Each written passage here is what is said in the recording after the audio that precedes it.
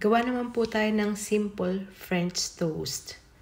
Masarap po itong pang merienda ng aking mga alaga. Simple lang po ito kasi wala ako yung proper bread talaga. Dapat dito yung makapal na bread. So pinagkasya ko lang itong kung ano yung meron na bread kami dito sa bahay.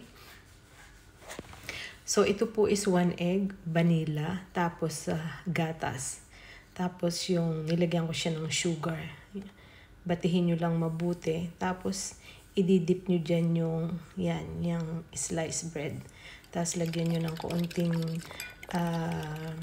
cooking oil yung kawali and then mixan nyo ng kaunting butter. Kasi pagka puro butter po, masusunog yung butter. So kailangan meron siyang cooking oil. So ayan, wag pong masyadong malakas yung apoy. Ang sarap po nito, promise. Tapos nilagyan ko ng honey pagkatapos. Napakasarap. Kaya try nyo po, napakasimple lang palang gawin ito.